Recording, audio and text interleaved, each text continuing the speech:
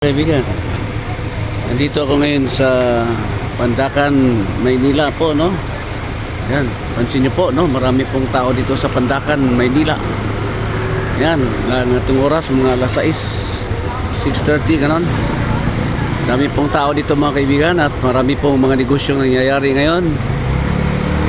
At ito si Bay, ang aking kaibigan na taga Masbate. Hello Bay, Travel 369 Bay. Mani ba yun, imong negosyo, mani sa mani, nakaya mo ani ba eh? Nya, taga sa mani mga amo ani? Sa Bungga, nya. Kung sa oras ka mag-abri dire? Alas 12? Alas 11 daw sa buntag, no? Alas 11 ng umaga nagbubukas si Bay. So meron tayong iba-ibang mani, oh. Merong mani na walang sili, na may balat. Okay? Meron din tayong may sili, na may balat. Ito walang balat na may sili at walang balat na walang sili. Okay? So magkano to ba? Itong malaki ba? 50. Kung mas makatipid kayo, pag 50 bibili nyo.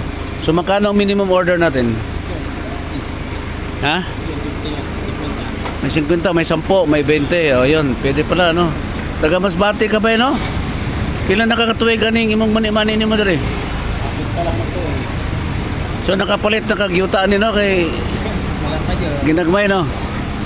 Pila may limpyo ni mo ni mo, limpyo kag mga 1.5 na, 2,000 kada daw.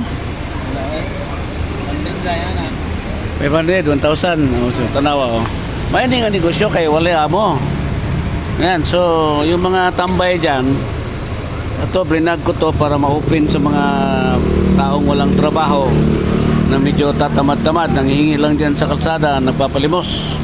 Pwede naman kayo magluto ng mani o kaya mag-apply sa trabahoan ni Bay, no? Si Bay is from Masbate.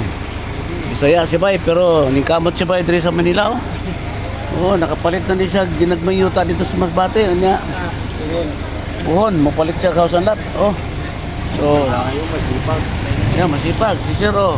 Bumili rin ka mani, Sir? Bumili ka mani? Wala. Wala akong pera eh.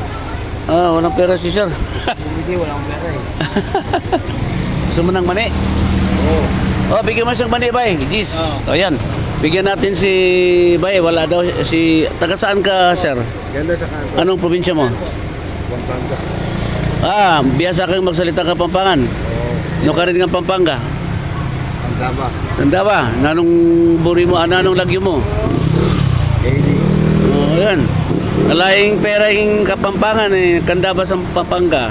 So binibigyan ko siya ngayon ng 10 pisong mani para matuwa naman si Kapalen. Okay, dakal po salamat Kapalen. Salamat na. O yan, binigyan ko siya ng kunting pasaya sa mga taong walang pera. Yan. Okay, so manyaman yung Manila. Oh, biasa kong magsalita Kapampangan. Ano nangyari? Na-stock ka? Ilang taon na po kayo? No, 62. Ha?